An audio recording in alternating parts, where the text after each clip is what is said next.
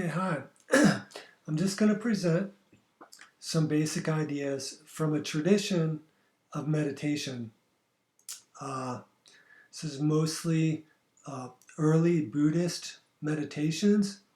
That comes from Southeast Asia, and the language most of this material comes from is called Pali, P-A-L-I. There's a collection of material I think in Thailand, somewhere around there, Burma, Thailand, Cambodia, Laos, Malaysia, uh, all those areas, uh, northern India. That's where the history of this meditation style comes from, and it's a tradition. It's a very old tradition, and this is an area. If you want to get into meditation, uh, this is an area that has a lot of history, a lot of trial and error. So, I think it's good. We can always learn from the different traditions that have been going on a long time, right? I mean, I think there's a place for, experimentation on our own, investigating things on our own, in our own way. And I think there's also definitely a place for looking at what has been done, what has been tried, and maybe comparing some of those different things that have been tried.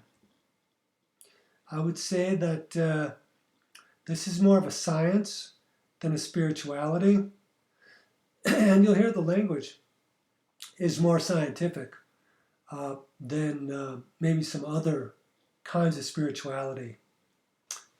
I personally like that. I like this language. I like the way they present it. Now, I think in the West, we definitely overcomplicate, overspecialize in things. And one of the areas that I think the West is really confused about is this idea of self and no self. That was handled pretty simply in this tradition. It just goes like this.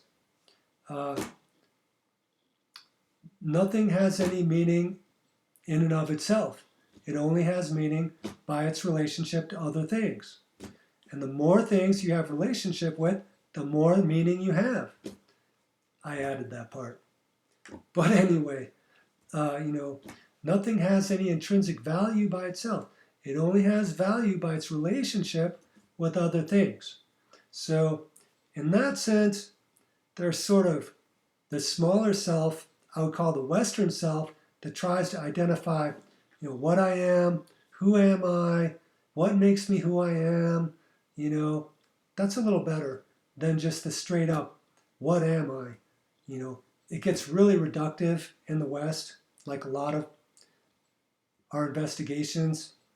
It's hard to remove that reductivity, that idealism, that Platonic approach to things from a Western person. We have a very long history of doing that, removing ourselves from the context of things to try to make up an explanation of what we are. Better to just try, I think, to find more context. I think that's what they're saying. I'm not sure.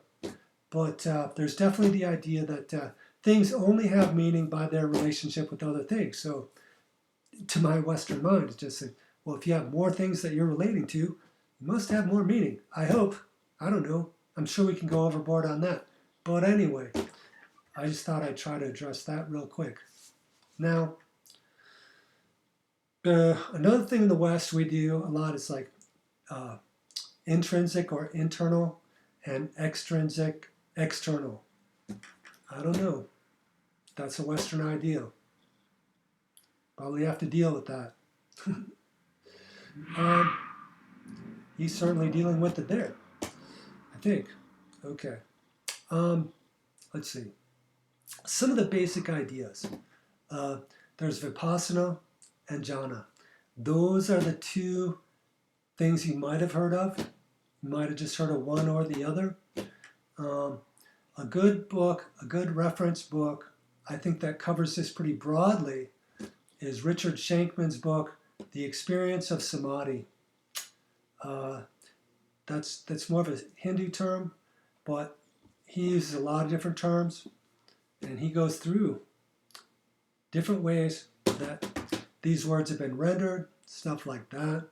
It's a good all-over practice, information, history, multicultural, very good. I got to meet Richard, did a few retreats with him back in the day.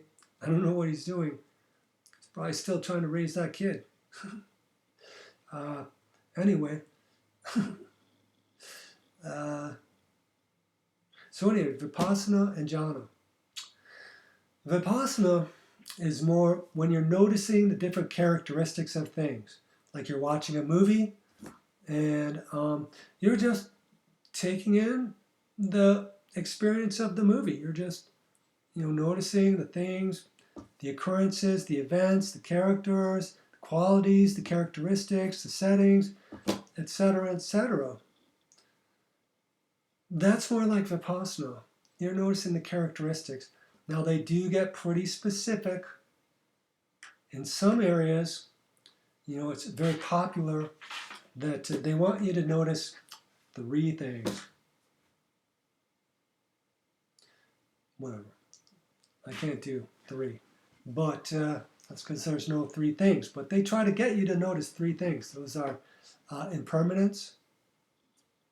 Okay, that's cool. That's pretty Vipassana-like. Impermanence, unsatisfactoriness. We tend not to like that too much in the West. But the basic idea there is that life can be kind of anticlimactic sometimes, and in that sense, there can be, the basic drama, loss and gain, pleasure and pain, fame and ill fame, and praise and blame. And that's one of the Eastern ideas of the human drama. Seems to describe my life, but you can use a lot of different terms there if you want. Be my guest. I certainly do. Acknowledgement, cooperation, non-cooperation. We have all kinds of ways to do this stuff. But that's all kind of Vipassana. Jhana is the term that goes back to concentration. That's kind of a root word for all the words jhana, dhyana. We've got samadhi, samatha, jhana. You got Chan in China, Zen in Japan. So you can see all these different ways that people have understood concentration, practiced different methods of concentration, but it's that idea that you're going to be very focused. You're not noticing the characteristics so much. You're just noticing the capacity to really concentrate your mind. And in that way, I think it's selective. You're just selective on your own, just one thing, like your breathing. You're not noticing your breathing so much the details and the experiences of. You're more focused on, and in the jhana practice of breathing, they focus on the tip of the nose. And so that makes your breathing, they say, you're breathing for deep concentration. It should be located on a small area, like the tip of your nose. And then the sensation there is pretty subtle, that just the air going in and out. It can be a little cooler, a little warmer, it can be very subtle, especially if you're breathing slow. Deep takes you into that more refined way of referencing. That's the ideal. Through deeper concentration, more subtle, refined way of referencing. One of the images there is a set of finer and finer filters, or like a finer set of sieves, right? If you're filtering something down to a finer and finer substance, a finer and finer level of referencing, a finer and finer level relating, even though in the strict jhana, you're really just focused on that capacity of mind to be focused. And I think one thing there, I'd say a lot of people, the main quality there I think you can notice is that you're going to be slowing down. I think that's a great thing about meditation. I think a lot of people experience that. I don't know, it may take a little while. Some people get it sooner. I would say, start, if you're just getting into this, start with small practice sessions. I've been all over the place. My practice, we're sitting for long periods of time and then getting, easily distracted at times. And so then practicing for short times, a lot of people set a timer just for 5 minutes. Okay, let's try to do 5 minutes of concentration or whatever. You can do Vipassana, whatever you want. But you try to do it for 5 minutes. Just focus on the sensations of your breathing. Can I just put 2 breaths together? Can I keep it together for 2 breaths? I've been there. And, sometimes I set my timer for 1 minute. Okay, just let me get just 1 minute here, please. But then, at other times, I've been doing better. I have my ups and downs. And so there's some basic stuff there to consider. Another big part of the practice, there's elements in Buddhism. You have the basic elements, like the 4 elements there. Typically, we're talking about earth, air, fire, and water, I think. That changes around a bit. But, you just, like the earth element, you're just focused on that, that solidness. And they have a lot of different ways. The earth can be reaching and extended, rising and falling, things like that. But they're basic qualities. They're just real, essential, basic ways to focus on your experience. Some of those can be opening and closing, that more open, maybe letting go, and then closing is maybe that's more like you're gathering things in, get it together type of thing. So you can use all these kinds of things, So those are a couple different ways to practice.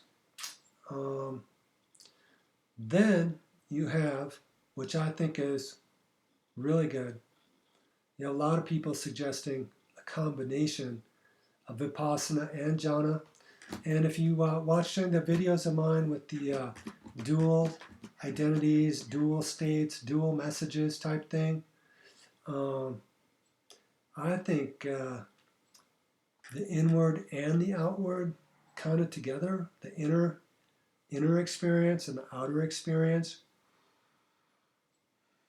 however that may make sense to you. If not, try something else. But the combination of Vipassana and Jhana is kind of interesting. I don't know if this is a more modern thing. I've certainly heard some teachers talk about it. I don't know if Richard talks about it in his book, but I remember him talking about it when we were meditating together and stuff like that. I haven't read his book. I just really enjoyed his teaching, and great teacher. There's a lot of great teachers out there that have done a lot of great things. There's been some movies made by some teachers. I can't remember too many names offhand, but from all over, you got your West Coast teachers, your East Coast teachers, a little bit different flavor there. This guy, his name was Flickstein, Matthew Flickstein. And now his teacher also is really good too. I don't want to say his name wrong. I'm pretty sure I mispronounced Matthew's name. But those guys, great. Anyway, there's a lot of great sources for material. I do like, the Asian source, the traditions first. And then, I think probably most people kind of go off in their own explorations. But, it's like the Chinese say, mastery is a mastery of the basics. And I think that's extremely useful to remember. You have to get the basics first. Then, okay, see what you can do. And then you can compare it to some other things.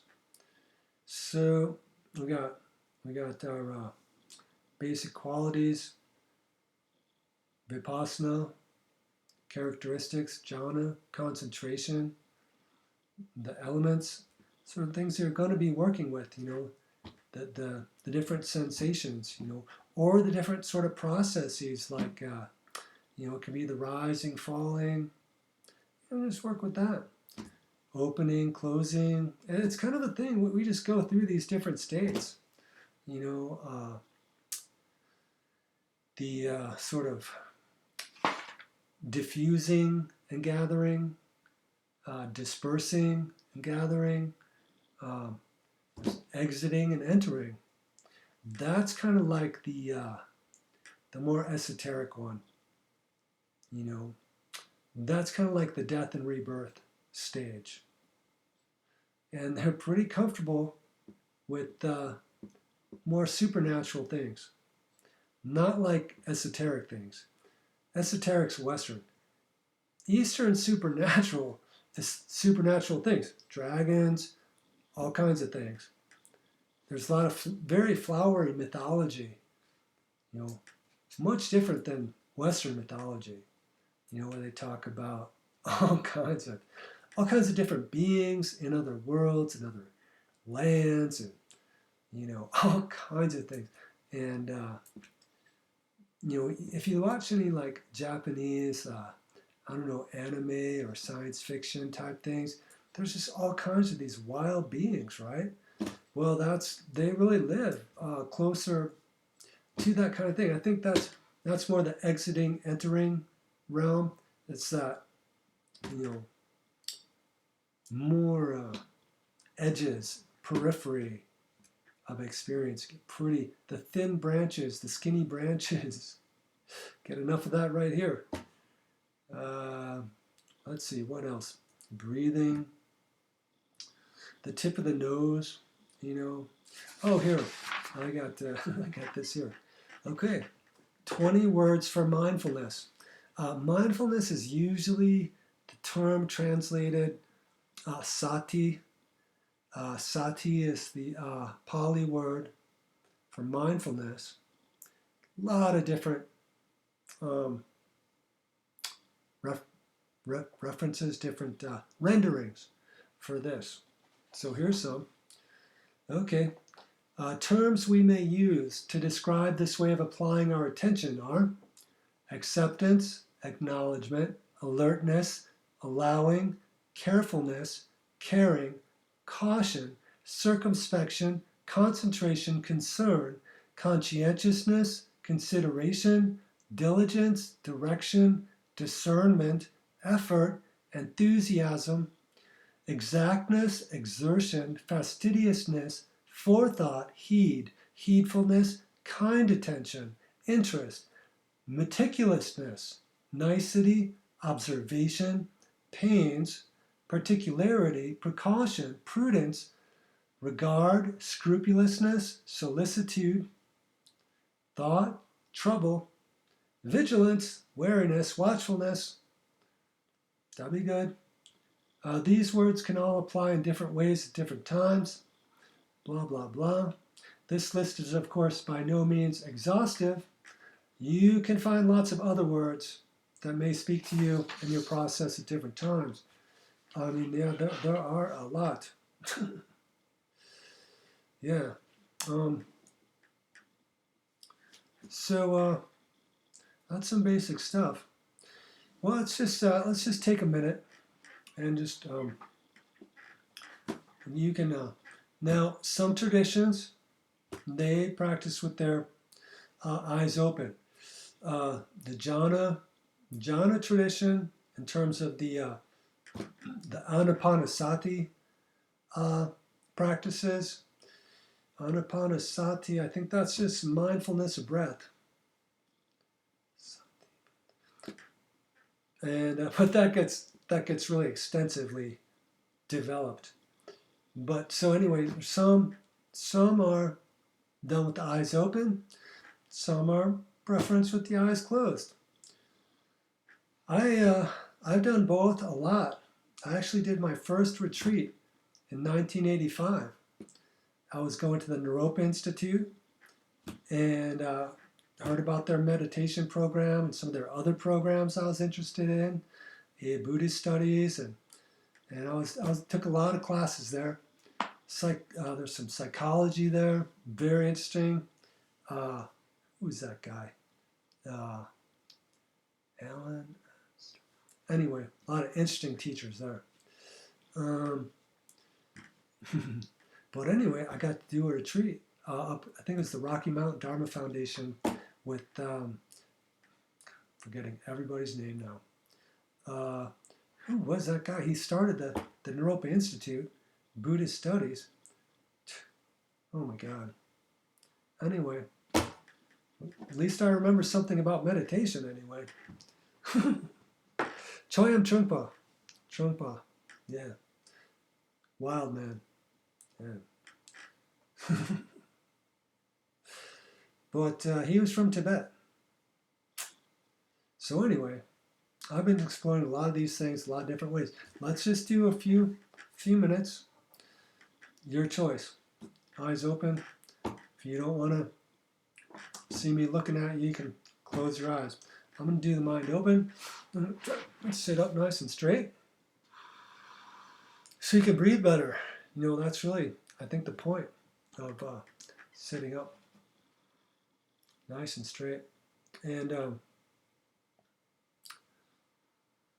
you know, I like to get a good sense of my physical body, the weight of my body, going through the sit bones, the legs, the feet.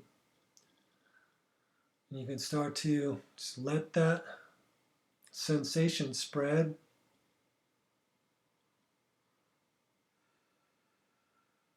You can kind of sense gravity more generally. And maybe other kinds of body sensations start to mix in there. Some of that might be some atmospheric pressure.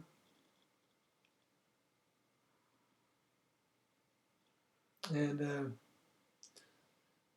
you know, this is how I like to start. Settling in. That's what Stephen Levine used to always say at the beginning. So let yourself settle in there. I can't say it like he did. Much more powerful when he said it. I love that guy.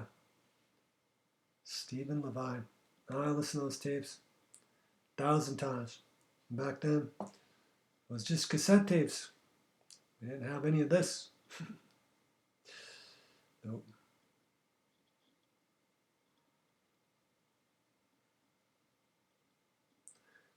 You say settle in. Let your attention come into your body.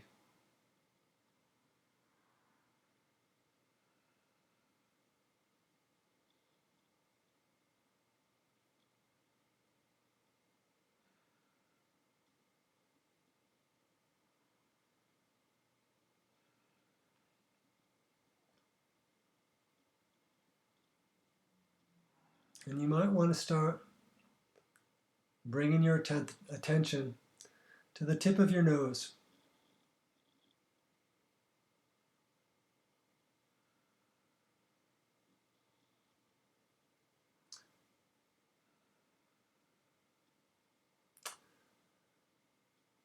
I think for me, and I do a lot with this. If you've looked at some of my other videos, I like the ideas of the central and the peripheral. And this is a good way to practice that. Your central attention is that more concentrated. Tip of your nose. Subtle sensation there. And just try to play with, okay, the effort.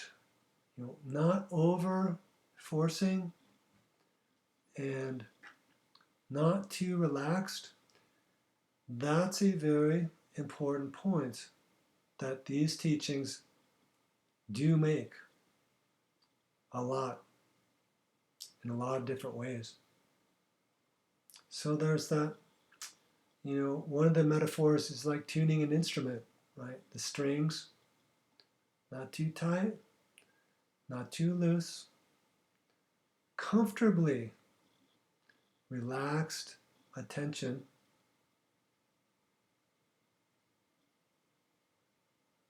Letting the body just slowly adjust as you're adjusting your breathing and concentration.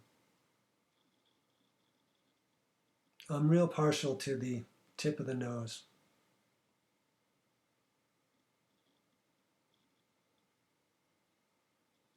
I think you can follow your breath more peripherally with other sensations more peripherally.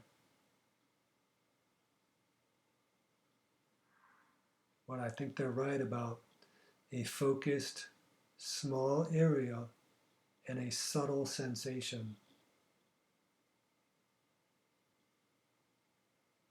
And that the right effort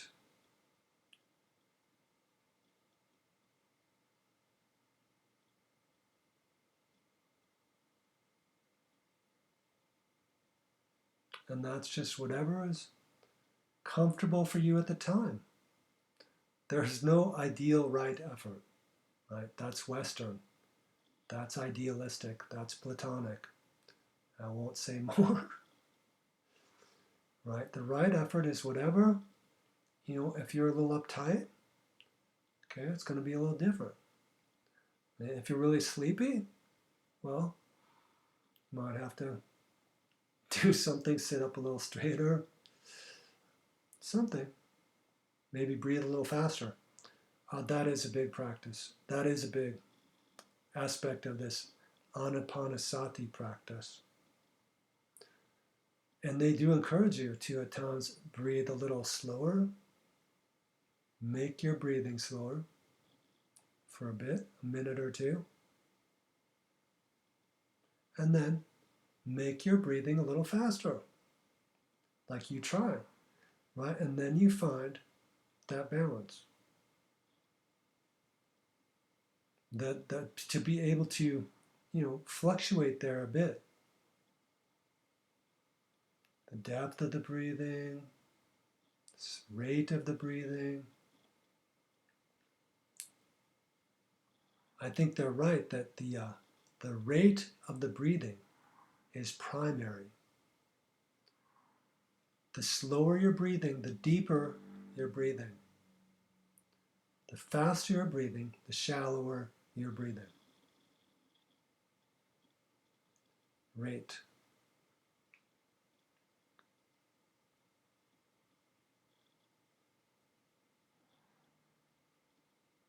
Maybe sounds outside, sounds in the room, sounds of your breathing,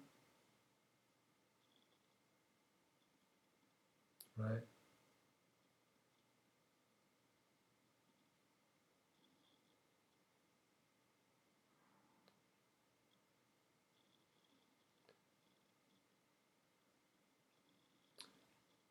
If you want to continue, please do. I think that's a good, solid introduction to practice. Yeah.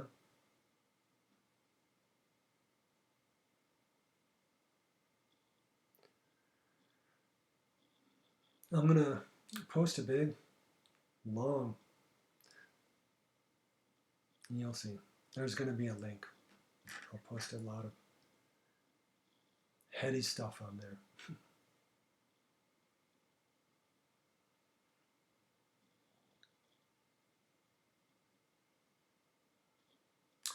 Another practice, often people end with this or start with this, the metta, loving kindness meditation.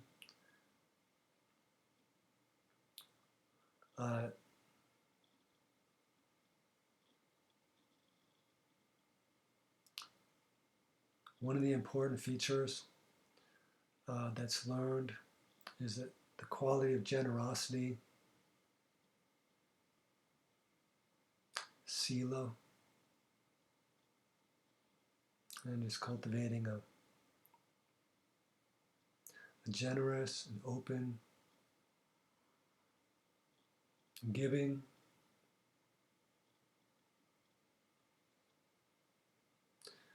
there's a lot of formal ways to practice loving kindness.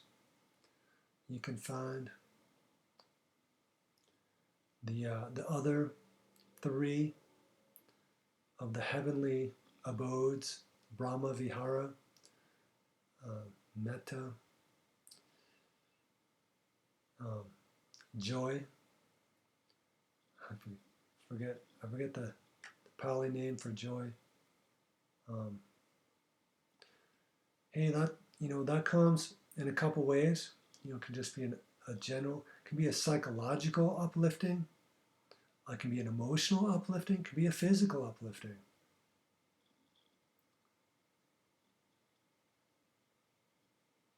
There's no right way.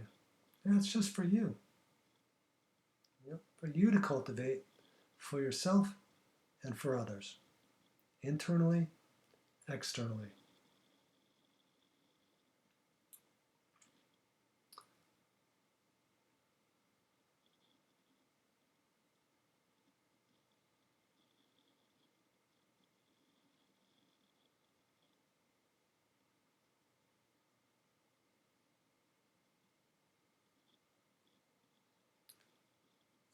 Compassion, that's another one of the divine abodes, the heavenly seat. Loving kindness, joy, compassion, equanimity. I think that one's called upekkha. For some reason I always remember that one. Equanimity. It's not that everything's okay. It's just that you're okay with the unevenness, the unfairness of the world, the ups and downs. Just maintain as best you can. There's no way to do it. No way to do loss and gain, pleasure and pain, praise and blame, fame and ill fame. These are all the basics, some of the basics. Okay.